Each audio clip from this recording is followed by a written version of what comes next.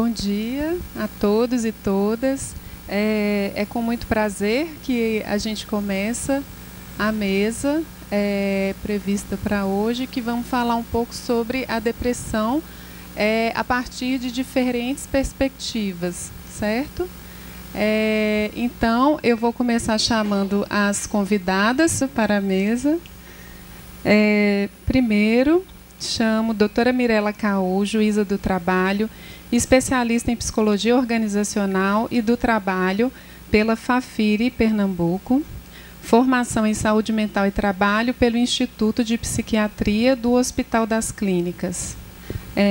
Chamo a doutora Maria Lilian Leal, juíza do trabalho, aposentada e psicóloga clínica. Professora doutora Ilma Goulart de Souza Brito, pesquisadora e orientadora dos programas de pós-graduação Lato Sensu e Stricto Sensu da PUC de Goiás. E convido o gestor Abílio de Sá Neto, diretor da 6ª Vara do Trabalho do Fórum Maximiano Figueiredo, para compor essa mesa. Vamos dar início às falas. Vamos começar com a doutora Mirela Caú. Ela vai falar para a gente sobre a depressão na sociedade do cansaço. Bom dia. Queria te agradecer, Tereza, pelo convite. É um dos temas mais recorrentes na atualidade, né, no campo da saúde mental. Acho que todo mundo termina, de uma forma ou de outra, vivenciando ou se aproximando de uma situação de depressão. E eu acho importantíssima essa iniciativa do tribunal de fazer com que esse tema seja discutido aqui. Queria muito te agradecer por estar aqui presente, tá certo? Só que Tereza pega, me faz um convite e me coloca ao lado de duas psicólogas. E eu, aquela formada em Direito, que tenta o tempo inteiro fazer formação em Psicologia, sabe? Então, eu fiquei um pouco constrangida com essa situação, e aí eu falei assim, o que eu vou falar, minha gente? Junto de duas psicólogas com a formação que elas têm. E aí eu falei, vou fazer um trabalho introdutório com o tema, né? A gente tem algumas explicações, a psicologia, ela flerta muito com a filosofia, e a gente tem um filósofo contemporâneo chamado Byung, que traz para a gente a noção da sociedade do cansaço. E é a partir do trabalho do Byung, nesse livro, que se chama Sociedade do Cansaço, que eu queria iniciar com vocês uns debates sobre umas questões que terminam envolvendo e culminando com a figura da depressão lá na frente. Eu vou propor a vocês que vocês participem dessa apresentação. Num primeiro momento, me respondendo a seguinte pergunta. Se eu fizer a pergunta assim, Tereza, tudo bem com você? Normalmente, tudo bem. Serginho, tá tudo bem contigo? Tudo em paz? E aí? Então, Lilian, tá tudo bem? Às vezes, sim. A gente, no dia a dia, tem esse hábito, né? Às vezes eu fico me perguntando se a gente faz oi, tudo bem, realmente querendo saber se a pessoa está bem, ou se é uma forma de cumprimento que independe da resposta, né? E não só a gente faz essa pergunta, oi, está tudo bem? A gente não se interessa pela resposta, como a gente se sente na obrigação de responder, está tudo bem. Por que a gente se sente nessa obrigação de responder, está tudo bem? Porque eu imagino que aquela pessoa que me perguntou não está realmente querendo saber como eu me sinto. É uma reflexão inicial, mas que mostra muito a respeito de como é que essa sociedade contemporânea se comporta. E isso é trazido por Byung. Eu trouxe um textinho que a gente fala eu chamo de fragmento da captura de uma subjetividade.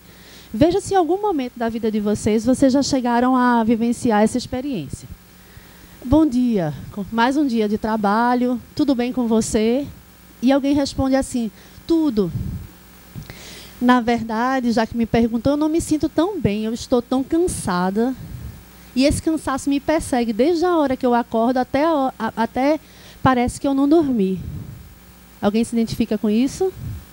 E aí alguém se identifica com falar o seguinte: não pense nisso, cansaço não é problema, é sinal que você deu o seu melhor, todos nos sentimos assim, é sinal que você é uma pessoa produtiva, problema é desemprego, problema é dívida, agradeça a Deus por ter um trabalho e um salário, amanhã você vai se sentir melhor, vamos voltar ao trabalho que logo você vai esquecer disso. É assim que a gente se comporta? Mas tu se identifica com qual dos dois personagens nessa conversa? Tu participa dos dois. Tu já se sentiu cansada e tu já motivou. É isso que tu está querendo me dizer?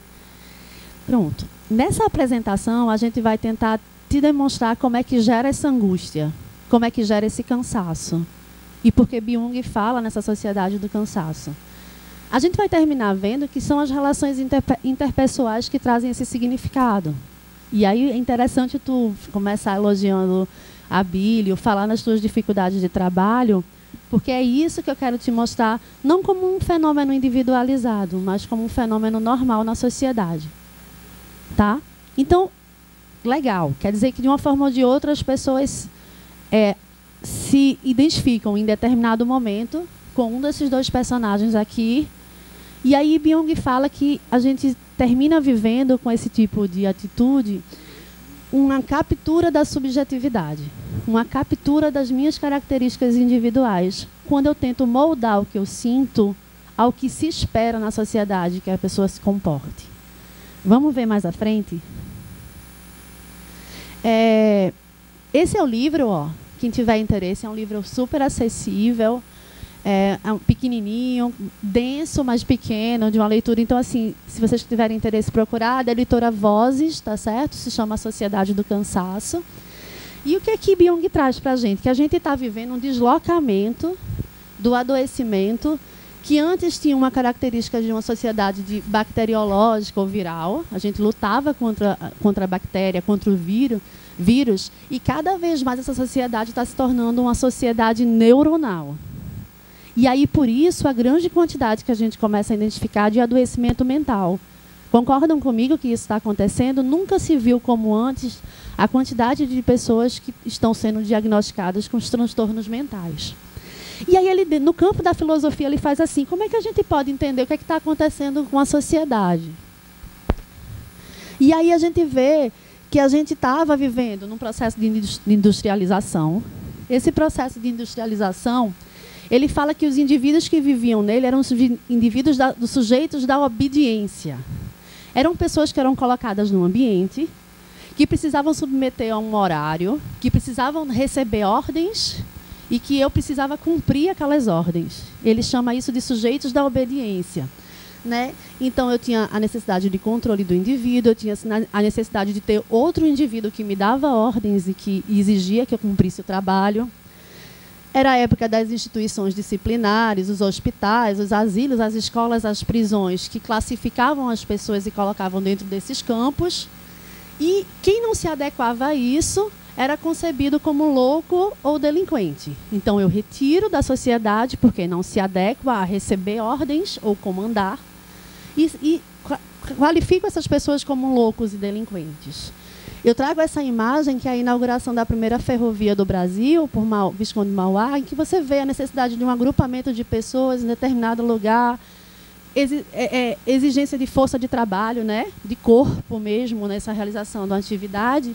E a gente agora está vivendo outra sociedade, que é a sociedade do cansaço.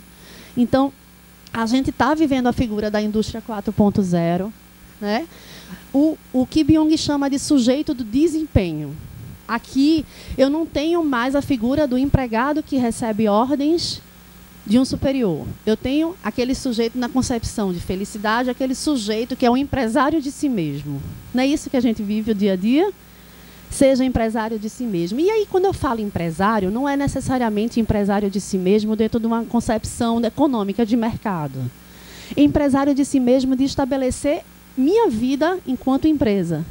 Eu preciso ser feliz, eu preciso ser produtivo, eu preciso ter sucesso na sociedade, e para isso o que ele fala no deslocamento desse desejo. Eu desloco isso para introspecção.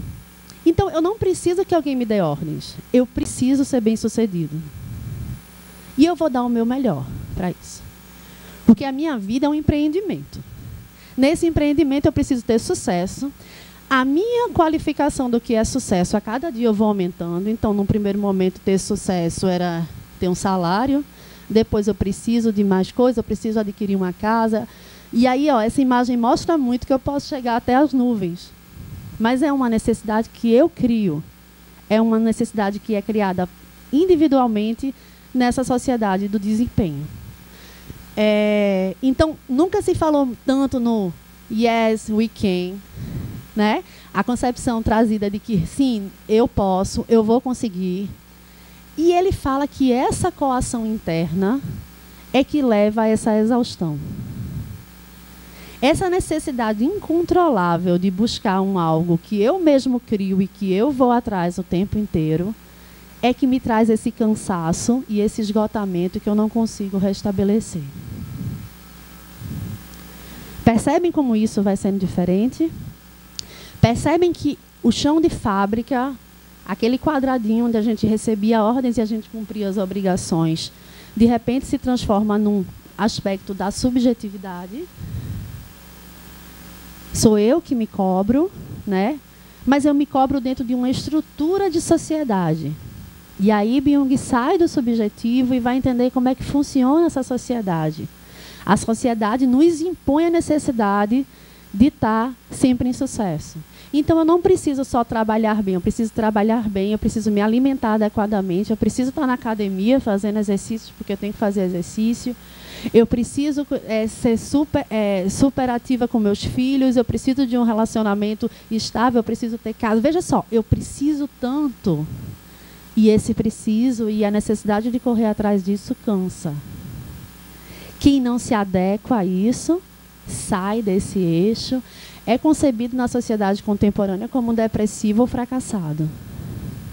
É essa perspectiva que Byung traz para a gente.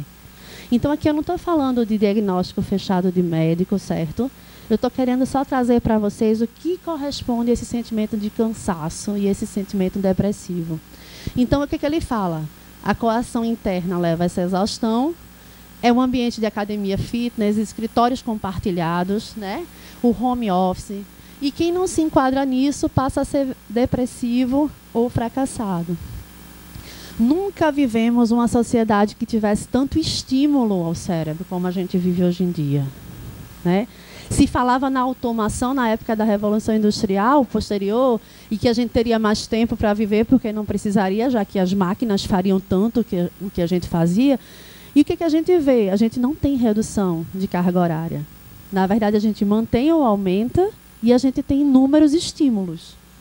Então, quando eu não estou essencialmente fazendo o meu trabalho, eu estou tendo contato, trazendo informações para o meu cérebro, seja por uma rede social, seja por um WhatsApp, seja pelo uso do celular que te mantém conectado o tempo inteiro.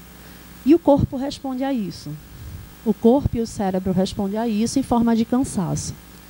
Então, Byung chama também tanto a sociedade do excesso de positividade. Eu não posso dizer que não estou bem. Eu sempre, tudo bem. Você está bem? Tudo bem. E o excesso de produtividade. Quem aqui já parou 2 minutos em casa sem ter o que fazer e se sentiu angustiado com essa paralisação? Já se sentiram dessa forma? Uma sensação estranha, né? Geralmente, quando a gente começa a trabalhar isso e a perceber, você começa a fazer o exercício de contemplação. Mas, no primeiro momento, você faz, está faltando alguma coisa, eu preciso fazer algo. Como é que a gente reage numa fila que tem que esperar um atendimento médico? A gente se introjeta de informações, abrindo o celular e lendo. Não nos permitimos parar. É isso que a sociedade tem feito hoje em dia com a gente. E o corpo e o cérebro respondem a isso com adoecimento deslocado para a doença mental. O que se chama também sociedade do desempenho, Byung chama de uma violência neuronal. Vejam como ele explica o que a gente está vivendo no dia a dia. Ele explica com o que a gente está vivendo no dia a dia.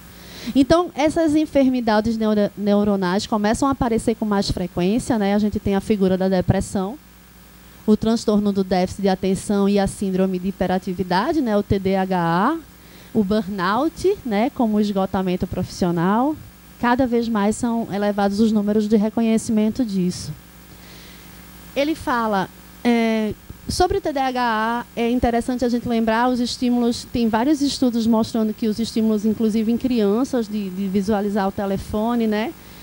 O cérebro ainda não está formado e não tem condições de receber tanto estímulo de imagem, de som e de outros elementos que tem feito trazer algumas doenças neuronais para as crianças. E o que Byung fala? Quem aqui passou por algum treinamento que falava na necessidade de multitarefa? Então, se desconstrói também na sociedade contemporânea a ideia de que a gente precisava ser especializado. A gente tem que ser aquele indivíduo que dá conta de tudo, não é isso? Eu faço tudo. Quanto mais eu produzir, sociedade do desempenho. Quanto mais eu produzo naquele tempo, é mais interessante. Aí Byung vem e critica isso, que fala que essa característica da multitarefa é uma característica na natureza de animais primitivos. Ele fala que lá no processo selvagem, pode voltar, tá? No processo selvagem, na vida selvagem, o animal, quando ele está comendo, ele está preocupado se vai ser atacado. Ele está preocupado com N estímulos ao redor. E aí traziam características para os animais da multitarefa, do aspecto de que a minha concentração ela é múltipla, eu analiso vários ambientes ao mesmo tempo, eu não me concentro. E o que fez o indivíduo se desenvolver na sociedade é a possibilidade de concentração. É a capacidade de foco, de analisar uma atividade e realizar ela com afinco e com profundidade. E que a sociedade contemporânea também tem perdido isso com a concepção da multitarefa, que faz com que a gente, ao mesmo tempo, esteja respondendo a um e-mail, olhando um processo, eu falo pelo trabalho da gente, né? Olhando um processo, respondendo um e-mail, atende um servidor que vem falar sobre um processo com você. E aí você está se sentindo produzindo e você está se sentindo bem. Mas que tipo de qualidade de trabalho está sendo realizada nisso? A gente precisa se perguntar. E o que isso está causando com o nosso corpo e com a nossa mente? Uma patologia que é essencialmente característica dessa passagem da sociedade da disciplina, aquele indivíduo que recebia, o indivíduo da obediência, que recebe ordens e executa dentro de um espaço, para a sociedade do desempenho. Aquele indivíduo que realmente eu quero ser o gestor da minha vida, não é isso, né? Essa concepção, eu sou um empreendedor, eu preciso analisar a minha vida e o meu sucesso individual também como um sucesso de uma empresa, estabelecer metas, prioridades, fazer... Nunca se vendeu tanto aquela agenda que a gente faz de planejamento da semana, que é quase uma empresa que você faz com o seu dia de trabalho. Nunca as crianças foram tão ocupadas com inúmeros cursos que sequer tem tempo para brincar. Não é isso que a gente tem vivido. É isso que a sociedade passa, é isso que nos é exigido e é isso que o corpo termina respondendo. Eu peguei essa tirinha que fala assim, eu estou tão cansado, pensei que eu precisasse de uma noite de sono, mas é mais do que isso. No momento que eu percebo que é mais do que isso, é que eu percebo que existem situações que estão sendo vivenciadas nessa sociedade que trazem problemas para a nossa subjetividade, que muitas vezes nos são introduzidas por aspectos que a gente sequer para pensar por que se entrou nesse comando. Por que eu me exijo tanto? Por que eu quero tanto? Por que eu busco aquela nuvem? Porque eu buscava o salário, eu buscava um apartamento, eu buscava uma família, eu buscava filhos e eu busco tanto. A gente não tem sequer tempo para pensar o porquê das nossas escolhas e o porquê das nossas do que a gente almeja. Esse ponto específico que o Byung fala, que a depressão se origina pelo esgotamento, esforço desse sujeito do desempenho para atingir uma buscada excelência. Excelência que ele se impõe e sequer entende por que se impõe. Também se relaciona com a ausência de vínculos nessa caminhada. Cada vez mais estamos mais individualizados, estabelecemos os nossos limites, as nossas necessidades e quantas vezes a gente já preteriu a família, os amigos, porque não se adequam na nossa agenda. Isso não acontece? Né? Planejamos a semana, não consigo encontrar porque eu não vou tirar minha rotina de ter que fazer meu trabalho, fazer meu exercício para poder encontrar com alguém. Vivemos esse isolamento e esse isolamento também gera o adoecimento. Então, ó, sabe aquelas metas que a gente tinha? Elas vão sendo construídas e a gente, de repente, não sabe para onde é que a gente está querendo ir. Essa angústia termina trazendo a existência dos quadros depressivos. Então, ele fala que a gente reage com uma hiperatividade, uma histeria no trabalho e na necessidade de produção. Perdemos a capacidade contemplativa. Como eu perguntei para vocês, nos permitimos parar algum momento? Nos permitimos contemplar? Byung fala que o elemento que faz a gente fugir da fase do possível desenvolvimento do adoecimento é saber parar, porque aí nesse parar nós percebemos significado para o que estamos vivendo. Nós percebemos significados para os nossos desejos. Nós podemos desenvolver a figura da criatividade, que é extremamente necessária para a saúde do indivíduo. E o nosso dia a dia, a nossa rotina tem nos afastado disso. Eu trouxe um texto. Nietzsche fala assim: por falta de repouso, nossa civilização caminha para uma nova barbárie. Em nenhuma outra época os ativos, isto é, os inquietos, valeram tanto. Assim, pertence às correções necessárias a serem tomadas quanto ao caráter da humanidade, fortalecer em grande medida o elemento contemplativo. Certeiro, né? É isso que tem acontecido com a gente. Eu acho que eu passei a ideia essencial do Byung. Espero que vocês utilizem isso, pausem, tentem contemplar e tentar achar esses significados para a gente tentar acessar esse processo de histeria, esse processo de necessidade de desempenho, e vamos dar importância à contemplação. Isso é uma atividade que só a gente pode decidir, só a gente pode realizar. Tá certo, gente? Então era isso que eu queria falar para vocês. Agradeço muitíssimo a doutora Mirela Cao pela contribuição. E agora já vamos passar para a doutora Lilian Leal. Ela vai falar um pouquinho sobre as vivências da depressão e a dificuldade em lidar com o cotidiano. A gente já teve uma intervenção, uma pergunta. Eu aproveito agora o intervalo só para orientar. Quem quiser fazer alguma pergunta, eu peço que se dirija à tribuna, porque como a gente está fazendo a transmissão ao vivo, senão as pessoas que estão assistindo não vão conseguir escutar a pergunta. Ok? Bom dia a todas e todos. Parabenizo o tribunal por abordar esse tema. E eu vejo cada vez mais a importância que há em se discutir a depressão, em conversar sobre isso.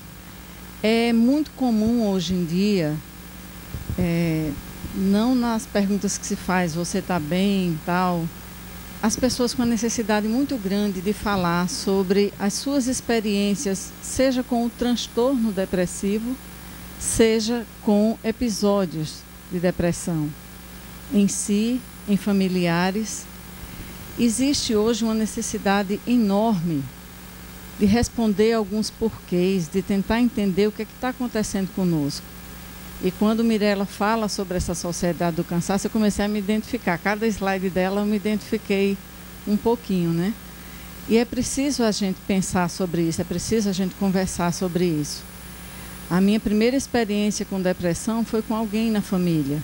E eu não sabia o que fazer, eu não sabia sequer como reconhecer.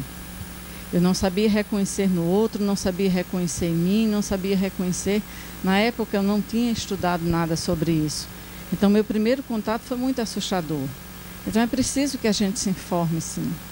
Ter conhecimento sobre esses temas é importantíssimo, não só para quem cuida, para quem acompanha alguém que tem a experiência da depressão, como também para si próprio.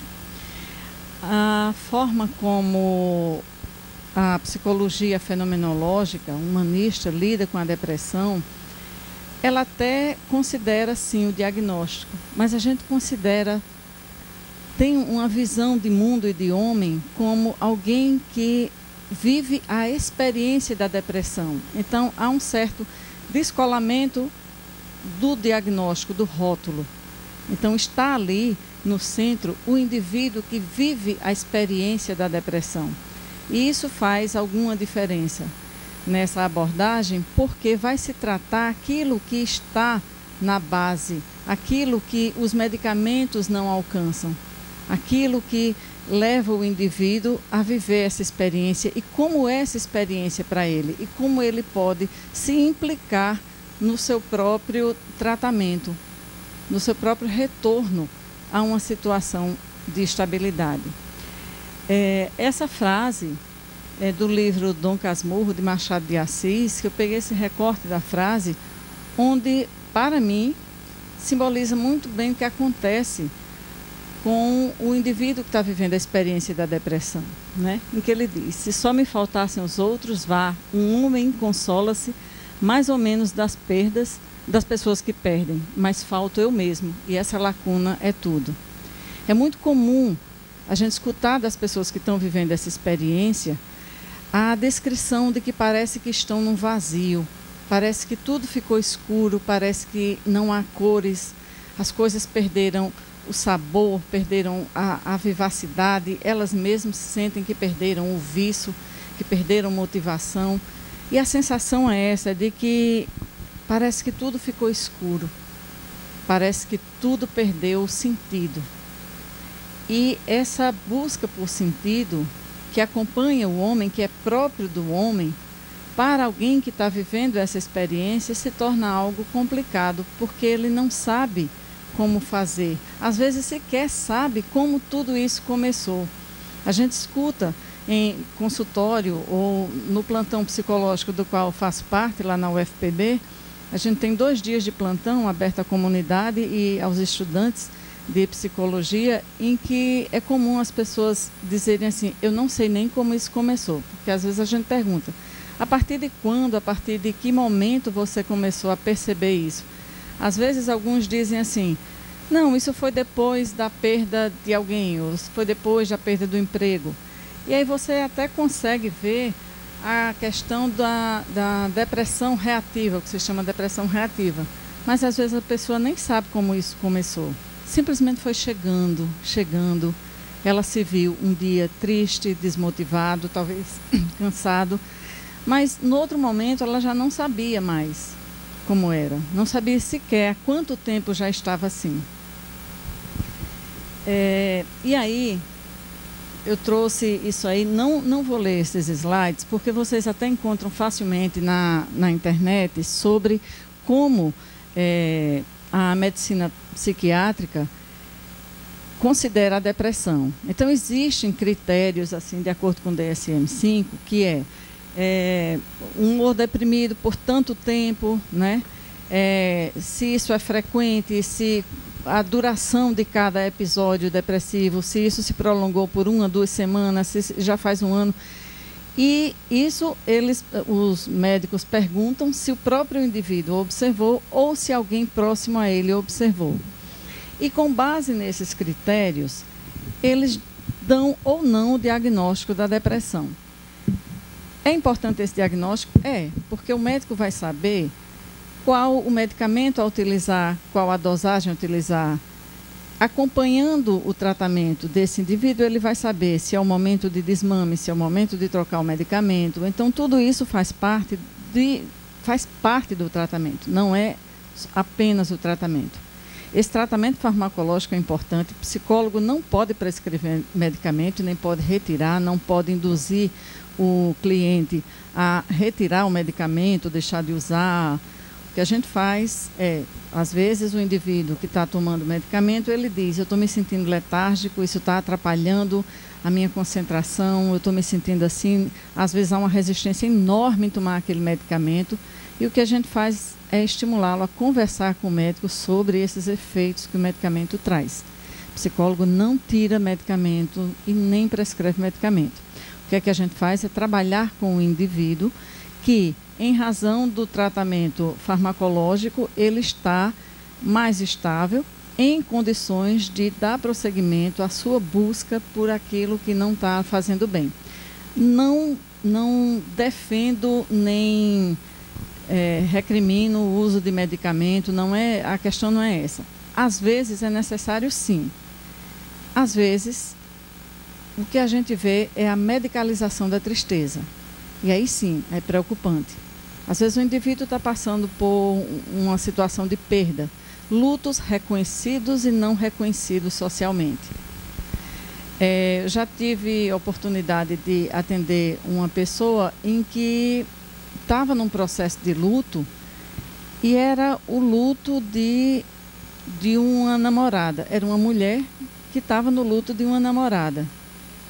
E em razão do preconceito da família dela, do meio dela, ela não podia sequer chorar a perda dessa pessoa. Então, às vezes, essas situações em que as pessoas passam, né, elas precisam ser trabalhadas. E quando ela começou a chorar muito, a viver aquilo, e ela não podia chorar muito em público, levaram para um psiquiatra e lá vem aquele medicamento para dormir, aquela coisa toda. Ela teve que silenciar o luto e passou a trabalhar a tristeza dela através de medicamento. O que faltava era a serotonina. Então, aumenta-se o inibidor da serotonina para que ela tenha uma quantidade maior, né? O doutor Henrique conhece aqui mais da área de saúde. O que ela precisa é de um aumento maior de serotonina entre os neurônios e isso vai trazer a sensação de bem-estar. Mas aquela dor dela que tinha sido silenciada continuava ali. E é disso que a gente fala. De trabalhar aquilo que está no indivíduo, alterando muitas vezes o seu humor. Então, o transtorno de humor, quando ele é tratado meramente com medicamento, ele traz alguma instabilidade. Mas o que é que a gente faz com aquela perda de sentido, com aquilo que acontece ao indivíduo? E aqui ainda é também parte dos critérios que os psiquiatras utilizam, né, para o diagnóstico da depressão. É importante dentro de determinada perspectiva, tá? Mas na psicologia, em qualquer abordagem, inclusive, não se trabalha somente com o indivíduo que está medicalizado. Nem a gente estimula, nem recrimina, nada. Mas apenas a nossa abordagem é diferente. É importante saber se há ou não diagnóstico, porque às vezes aquilo faz diferença para o indivíduo, mas a gente trabalha o indivíduo, o sujeito, aquele que sofre, aquele que está ali vivendo a experiência da depressão. E aí, para a psicologia fenomenológica, e aí a gente tem várias correntes dentro da fenomenologia, a abordagem centrada na pessoa, a gestalt, a logoterapia, 3 critérios, 3 características são importantes de observar. O sofrimento moral, a inibição global e o estreitamento vivencial. O que é isso? Esse sofrimento moral, há uma sensação do indivíduo de inadequação.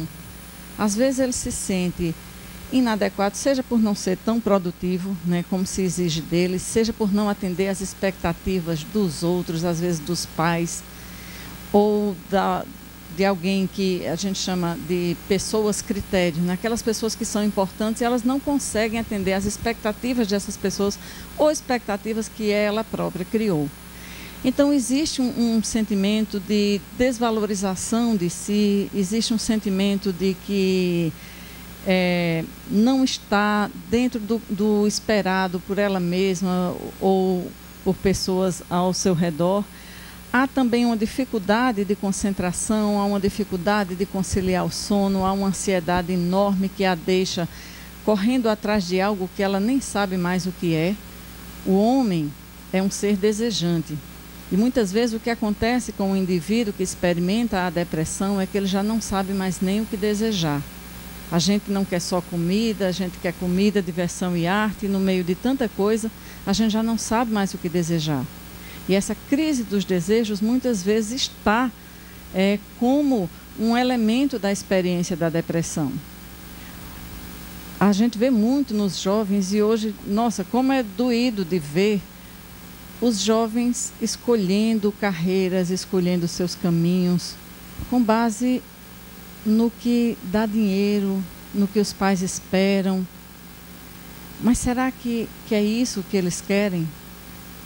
Quantas vezes a gente não escuta alguém que chega e diz, olha, eu estou fazendo um curso porque meu pai já é médico, meu pai já é dentista, meu pai já é contador, e aí eu vou aproveitar.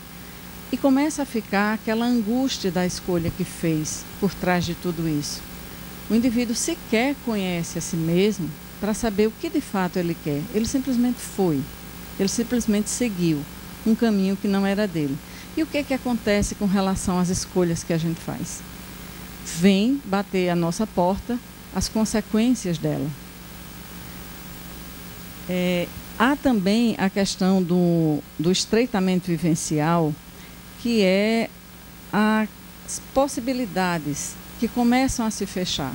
Alguém que está vivendo a experiência da depressão começa a se distanciar do indivíduo como um ser de possibilidades. Ele já não começa a ver mais tantas possibilidades, ele começa a diminuir a sua percepção do que ele pode fazer, do que ele quer fazer, do que é possível. E ele começa a não enxergar mais caminhos. E isso é tão real para ele que não faz sentido nenhum a fala do chefe, dos colegas, do pai, da mãe, dos filhos, de dizer assim, mas você tem tanta coisa na sua vida, você podia fazer isso. Não faz sentido para ele, porque esse campo perceptual dele está reduzido. Essa é uma das coisas que a depressão faz e que é muito pouco compreendida por quem está ao redor.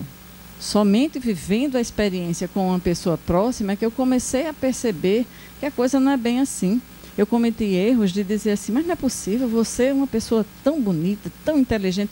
Aquilo para a pessoa não faz muita diferença naquele momento. Ela pode até enxergar isso no outro momento.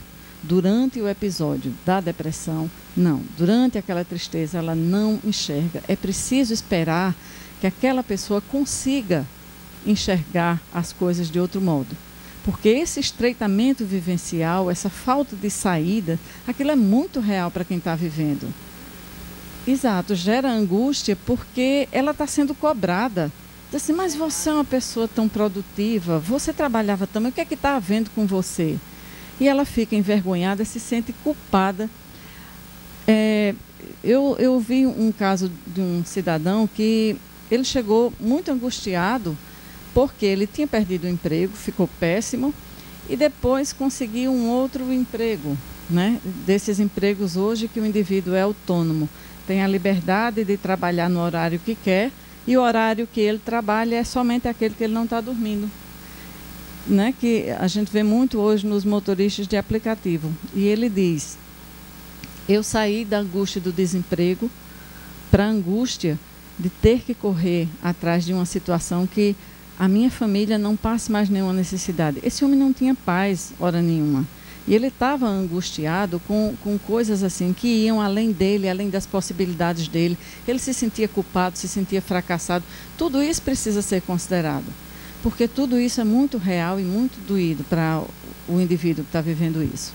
Heidegger fala do ser no mundo, da angústia das escolhas, né? E da vida inautêntica. Quantas escolhas nós fazemos que nos leva à conclusão de que fizemos escolhas que não foram adequadas. E isso causa angústia. Então, o que a gente trabalha na clínica? A gente trabalha com esse indivíduo que pode rever suas escolhas, pode trabalhar sobre elas sem culpa. Porque essas escolhas, e o homem é um ser, como diz Sartre, é um ser livre e responsável por suas escolhas. E isso traz para ele a responsabilidade de dizer, fui eu que escolhi e eu posso escolher outras coisas. É claro que ele só vai conseguir fazer isso depois de um suporte que ele possa ter. Mas até não escolher é uma escolha. E a gente precisa compreender isso, que escolhas causam angústia. E aí, a base da abordagem centrada na pessoa, que é a abordagem que eu utilizo para atendimento, é que, e é muito semelhante à de Viktor Frankl, Carl Rogers é o idealizador e sistematizador da abordagem centrada na pessoa e Frankl da logoterapia. O que é que esses dois teóricos falam e que é comum das duas abordagens? É de que há no homem uma força que os leva adiante, que os leva a viver o momento seguinte, que os leva à busca. Para Rogers, é a tendência atualizante, que é a tendência ao crescimento, e para Frankl, a vontade de sentido e o sentido de vida. Só que isso, muitas vezes, eles ficam debaixo de capas de cansaço, de angústia. E quando essa tendência atualizante ou essa vontade de sentido se encontram bloqueadas, o indivíduo não enxerga mais adiante como é que ele pode lidar com o momento seguinte. E o que faz o terapeuta é trabalhar com ele, facilitar com ele a retomada desse caminho de sentido, essa busca de sentido. E aí a gente chega na questão da tristeza e da depressão, a diferença de ambos, que é preciso ver. A tristeza é um sintoma de que alguma coisa não vai bem. E quando ela é retirada, tira do indivíduo aquela sinalização de que algo precisa mudar, antes que ele adoeça mais ainda, antes que ele somatize, antes que ele adoeça, na verdade. Tristeza não é doença, tristeza é algo comum da vida, a gente precisa lidar com ela. E o que acontece muitas vezes é a fuga para álcool, para drogas, para os fármacos, para situações, para o trabalho, né? A gente tem situações de vícios no trabalho, para coisas que causam certo desequilíbrio. E na tristeza da depressão, ela é um pouco mais continuada, porque há um estreitamento disso e é um prolongamento dessa tristeza sem que o indivíduo consiga sair desse quadro. E aí a questão do tempo interno e o tempo externo. E aí a gente vê o seguinte, para o indivíduo que está vivendo a depressão, ele tem um tempo interno dele, ele está um pouco mais lento, ele está um pouco mais descompassado com esse tempo externo que é o relógio passando. A gente já está no dia 17 de setembro, o ano vai acabar. E às vezes você sente que parece que está sendo engolido pelo tempo, né? Parece que está sendo perseguido pelo tempo, como a gente vê aquela expressão em Peter Pan, né? Que o crocodilo tic-tac vai atrás do Capitão Gancho para devorá-lo. E a gente se sente devorado nisso. E o que acontece muitas vezes com o indivíduo que está na depressão é que esse tempo fora está tão agressivo a ele, já que o tempo dele é um tempo mais arrastado, que ele sofre em não dar conta desse tempo. Então, quem vive hoje com alguém que está vivendo essa depressão, precisa esperar esse tempo, precisa estar lá à disposição. Eu já vi clientes dizerem, já vi isso também em casa, da pessoa dizer, passar 2, 3 dias sem tomar banho, você fica assim, admirado. Como? Mas a pessoa não tem energia para aquilo, precisa esperar o tempo dela própria. É claro, você está ali do lado para apoiar, você está ali do lado para ajudar, mas é preciso esperar que ela faça. Ou então ela se sente talvez pior ainda. E era isso que eu queria trazer para vocês hoje como reflexão. O tema é muito mais extenso do que isso, mas a gente ainda tem muita coisa interessante para escutar da doutora Ilma e de Abílio.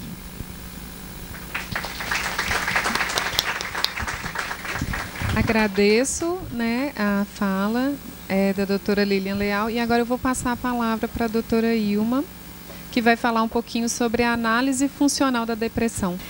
Eu quero agradecer, em primeiro lugar, a oportunidade de estar aqui nesse momento. É muito gratificante falar para uma plateia, porque eu vejo seus olhinhos brilhando, uma plateia assim que participa. E também muito doutora respeito Ilma, para aquelas pessoas que sofrem ou que vivenciam de estados depressivos.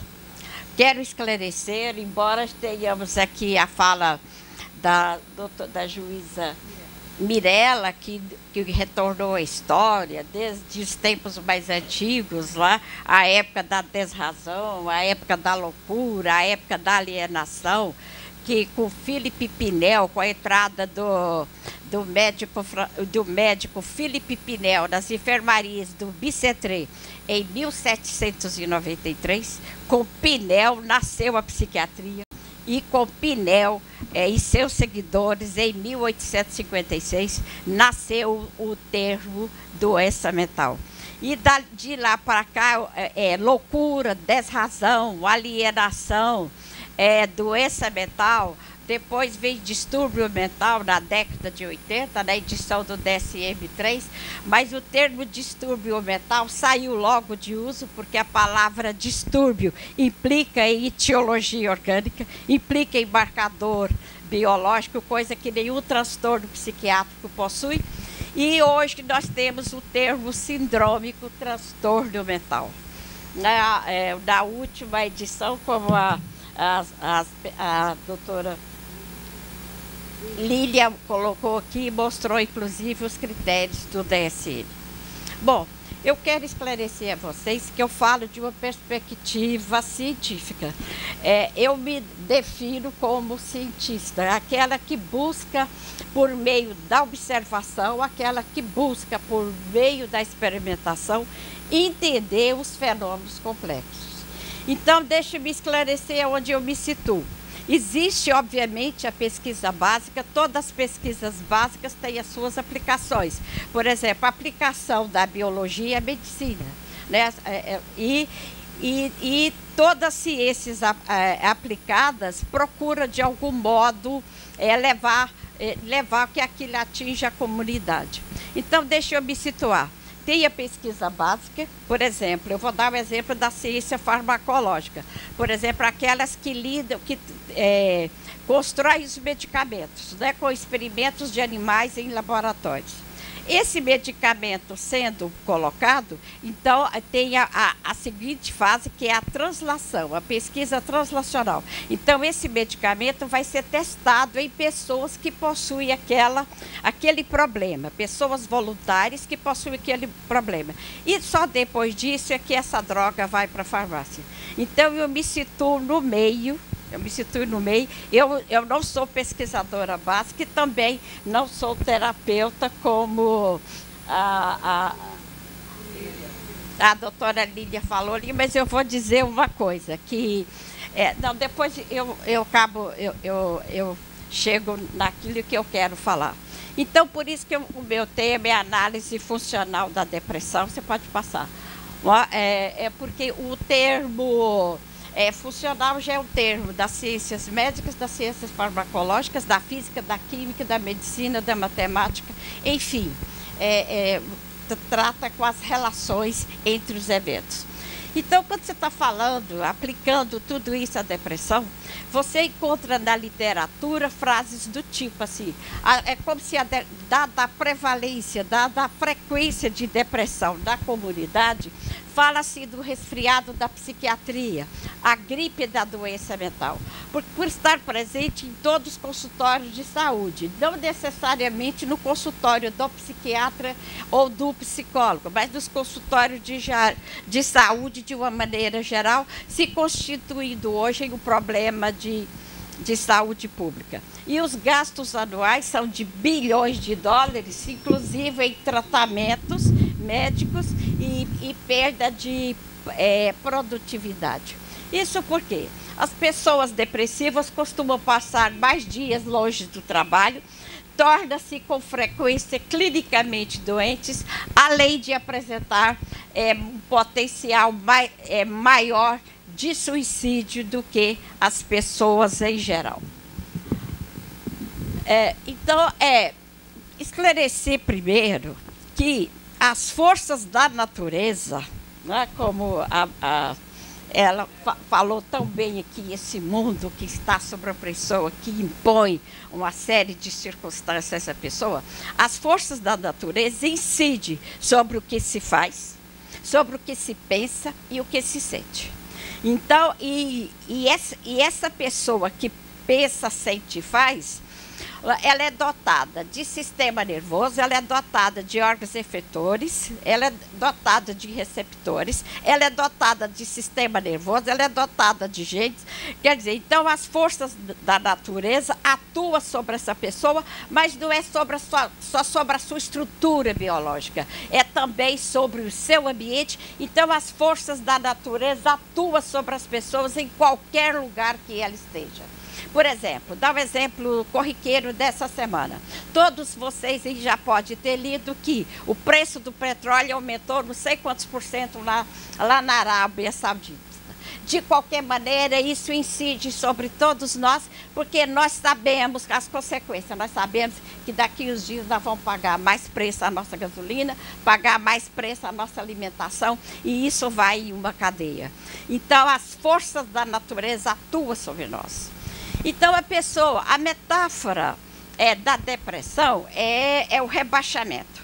Por que é o rebaixamento? É porque é como se fosse o peso que está em cima da pessoa. Por que a pessoa sente essa força sobre ela, esse peso sobre ela? Porque essa pessoa, como dotada dessa estrutura biológica, não tem como não sentir. Sentimos. E o que nós sentimos? A força, as circunstâncias que estão sobre nós. Então, a pessoa deprimida, ela relata essa pressão que exerce sobre ela como se tivesse o peso em cima do ombro. Advinda de um contexto aversivo, onde ela descreve, por exemplo, ela se sente por baixo, ela se descreve como triste, ela se sente abatida e ela começa, inclusive, a culpar ela mesma por tudo aquilo que ela está sentindo. Obviamente que existe aí uma pressão cultural e da indústria farmacêutica. A indústria farmacêutica tem seus braços em vários lugares, como no corpo editorial das principais revistas, lá no FDA. A indústria farmacêutica compra, por exemplo, reportagem em jornais de grande circulação. Então, é porque não se aceita, inclusive, como a doutora aqui falou, a tristeza como parte adaptativa e inerente à própria vida, porque não tem como não sentir. Sentimos. Então, hoje o diagnóstico de depressão banalizou-se no senso comum e em especialidades médicas, não apenas na psiquiatria, não apenas na psicologia.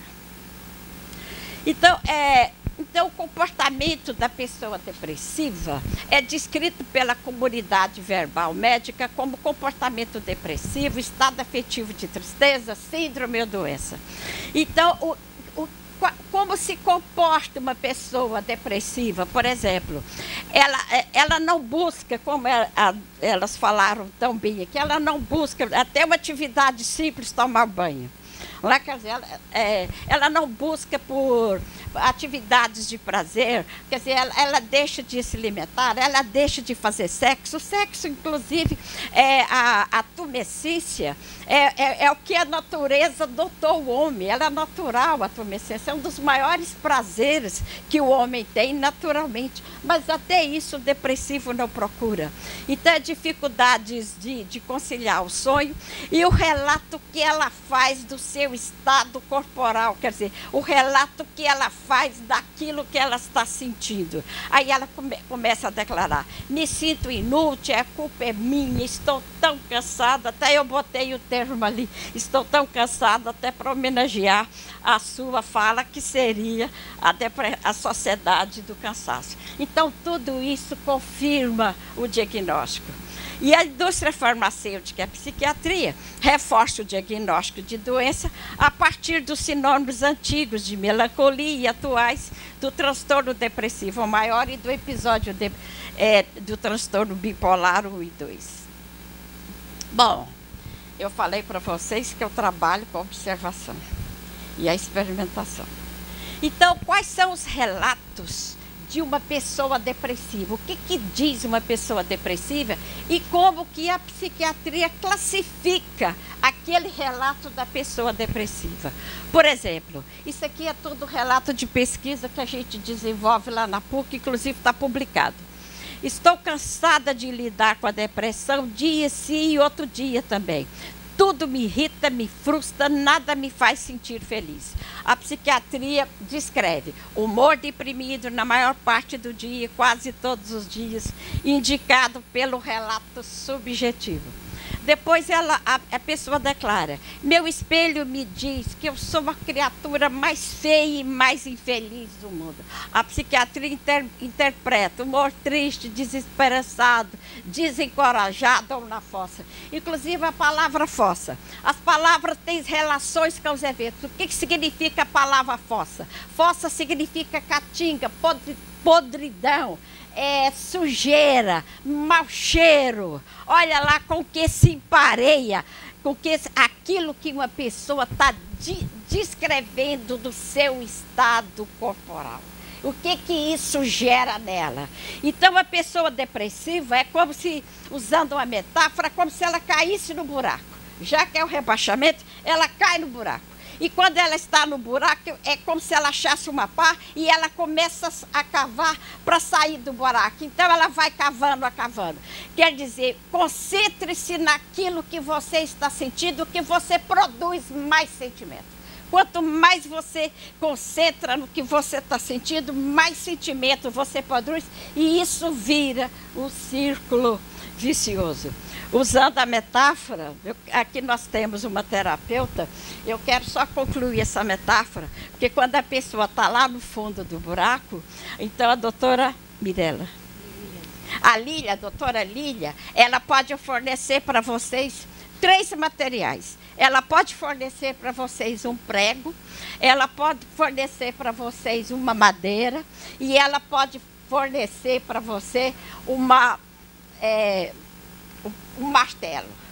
Aí com o prego, com a madeira e com o martelo que a doutora Lila oferece, você pode construir a sua escada e sair do seu buraco da depressão.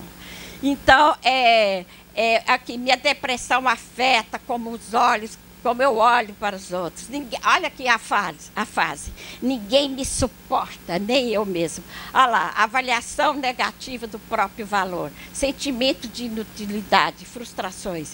Aqui, não há chance de que tudo irá mudar, é algo meu. Olha lá, perda de energia, sentimento de desvalia e culpa.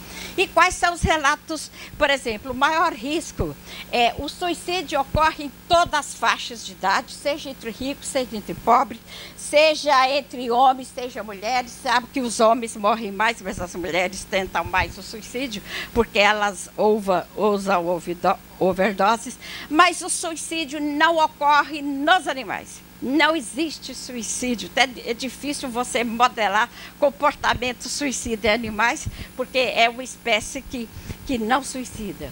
Então, o suicídio, inclusive nós estamos no setembro amarelo. O que significa amarelo? Advertência. Todos nós sabemos que o sinal de tráfego é amarelo, quer dizer, advertência, atente. Então, quais são os relatos de uma pessoa que leva o risco de suicídio? Meus pensamentos suicidas se tornam cada vez mais reais. Olha lá, ideação suicida corrente. Peguei uma faca e cortei o pulso. Eu não senti nada a não ser o calor do sangue correndo e vazando para o chão. Aí a autoinjúria. A pessoa depressiva é aquela que se autodegrada. É autocrítica, é autopunição. Então, é o tempo todo, a vida não tem sentido, não vale a pena viver. Tudo que eu faço dá errado. Eu nasci para sofrer. Até minha mãe não gosta de mim. Ninguém me suporta, nem eu me suporto. Aí, primeiro, ela se autoinjuria. Depois ela começa a injuriar os outros. As pessoas são falsas. A minha mãe gosta mais do meu irmão ou da minha irmã do que de mim. O mundo é cruel, as pessoas são esquisitas, são estranhas. Aí não é difícil você entender por que uma pessoa pensa no suicídio como uma solução para a sua vida. Então, são esse tipo de relatos que você encontra na frase das pessoas depressivas. Bom, a pergunta que o cientista faz: como se deve proceder? Como se deve fazer? Explicar pela vulnerabilidade genética da depressão. Aliás, todos nós somos genéticos. Ninguém nasceu aqui de uma sementinha de laranja. Todos nós somos genéticos. Então, a genética é constitutiva. Existem exames laboratoriais que confirmam os processos neuroquímicos da depressão. Existe exame laboratorial para qualquer que seja o transtorno psiquiátrico, não existem. Não existe exame laboratorial para ansiedade, transtorno de pânico, para depressão, para esquizofrenia, para qualquer que seja o transtorno.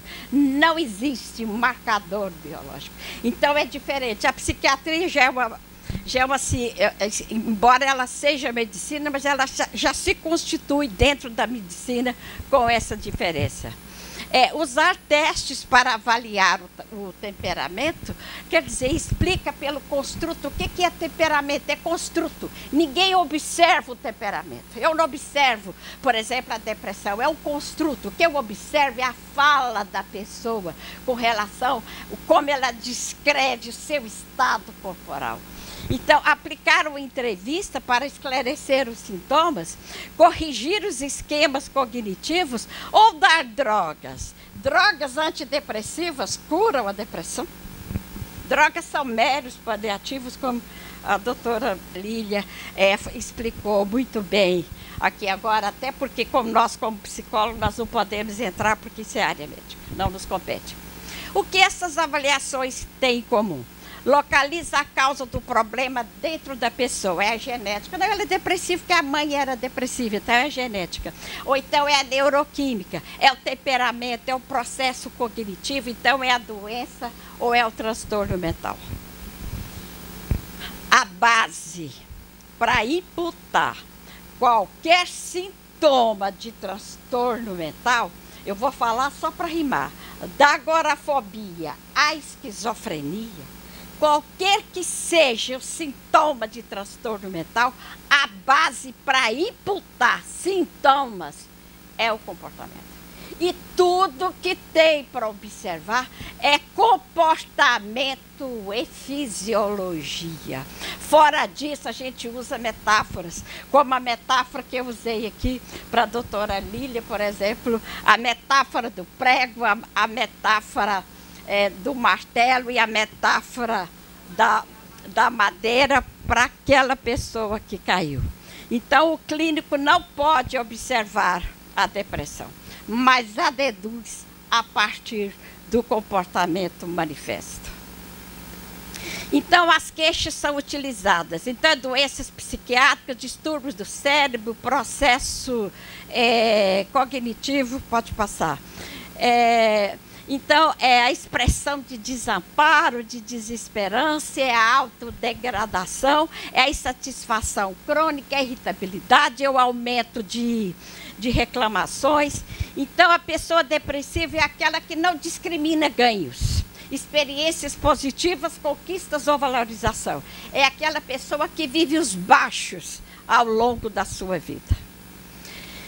Então, o que se pode esperar de uma pessoa que não busca por prazer, que não emite comportamentos socialmente relevantes, que se comporta muito mais para evitar do que buscar aquilo que ela deseja?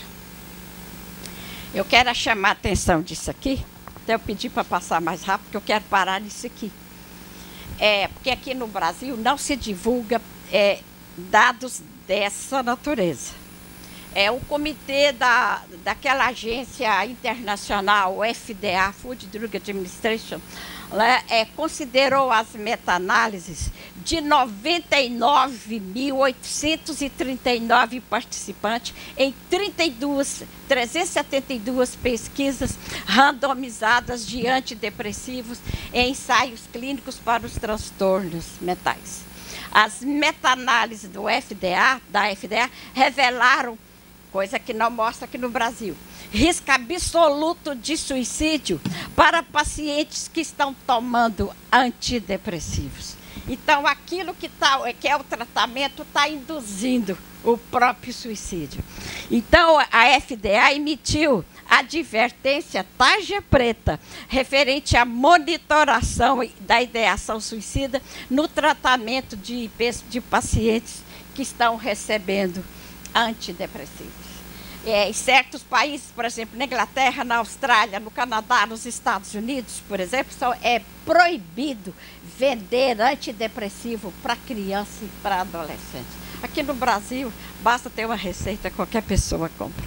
Então, estudos com animais expostos a eventos aversivos apontaram que os mesmos deixaram de apresentar sensibilidade aos reforçadores. Como que foi feito esse estudo? Um grupo de animal foi colocado numa caixa experimental, recebia um choque. Mas esses animais, nessa caixa, eles se debatiam para sair da caixa e batiam lá num botão, a porta abria, eles fugiam. Eles conseguiam escapar. Então, o primeiro grupo é os animais que conseguiram escapar. O segundo grupo, tudo que os animais, na mesma caixa, nas mesmas condições, só que eles não podiam escapar. Eles tentavam e não escapavam. E o terceiro grupo, controle. Pode passar. Então, o que mostra esses estudos? Quer dizer, os estudos, 24 horas depois que esses animais voltaram para a caixa, na experimental, de um lado eletrificada, com uma barreira no meio, né, do outro lado não estava eletrificada. Então, eles foram colocados do lado eletrificado. Então, aqueles animais que conseguiram saltar, prontamente eles pularam a barreira e se livraram do choque.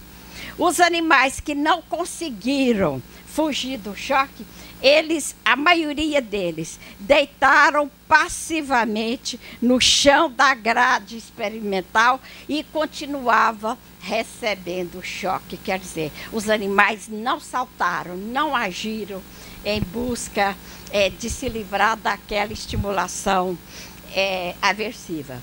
E o alto grau de confiabilidade nesse tipo de trabalho dentro da neurociência é alcançado, pois alterações neuroquímicas, como a doutora Lília falou aqui, por exemplo, o rebaixamento da serotonina. Então, esses animais que não conseguiram saltar, quando sacrificados, eu como estudante de graduação, eu fiz um experimento desse lá na Universidade de Brasília. Então, nesses animais havia uma depressão, havia uma diminuição da serotonina cerebral. Então, a diminuição, isso traz uma lição importante, a diminuição da serotonina, a depressão da serotonina, não é causa da depressão, como você encontra nos manuais da psiquiatria, mas são consequências da depressão. Então, uma coisa é o antecedente e outra coisa bem diferente é os consequentes. Então, quer dizer, por isso que as drogas psiquiátricas, elas funcionam como mero paliativos. As drogas psiquiátricas não curam, já deu meu tempo? Não cura a depressão. E a terapia é necessária. Eu gosto muito de reforçar a terapia, porque tem pesquisas realizadas com pessoas com diagnóstico, com todos os diagnósticos psiquiátricos, mas essa que eu vou citar aqui, com transtorno de pânico, agorafobia e o transtorno obsessivo compulsivo. Eu já falei para a Tereza que eu vou passar essas pesquisas para ela. Então, 312 pessoas. O primeiro grupo só receber pessoas com esses diagnósticos de transtorno do toque, transtorno agorafobia e transtorno de pânico. O primeiro grupo só recebeu a droga. O primeiro grupo. O segundo grupo, a pessoa recebeu a droga mais a terapia. Então, o segundo grupo é o tratamento combinado, a droga mais a terapia. O terceiro grupo, apenas a terapia. O quarto grupo, placebo. Quais foram os resultados? 3 meses após a pesquisa. Os melhores resultados foram tanto para o grupo de droga, como do grupo tratamento combinado. 6 meses, 9 meses e 1 ano após o início da pesquisa. Os melhores resultados foram as pessoas do grupo da terapia. O que aconteceu com o grupo das pessoas que só receberam o medicamento ou as pessoas que receberam o medicamento mais a terapia? Recaídas. Então, esse estudo demonstra o seguinte, que deve usar droga sim, pode usar droga sim, mas só em lugares onde a terapia não é possível. Quem pode jogar lá no buraco que ela se encontra? Um prego, um martelo e uma madeira é a doutora Lília. Eu aconselho que busquem, porque não é indicação porque você fala, porque você é psicóloga, não.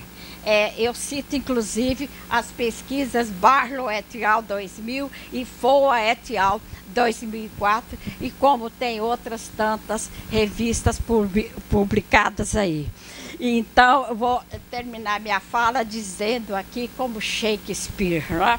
Conversar sobre os eventos traumáticos pode servir de extinção, quer dizer, pode atenuar as respostas emocionais negativas associados a esses estados de punição, porque o tempo todo a gente é cercado de muito evento positivo, mas são minoria. Os eventos aversivos estão aí à nossa volta.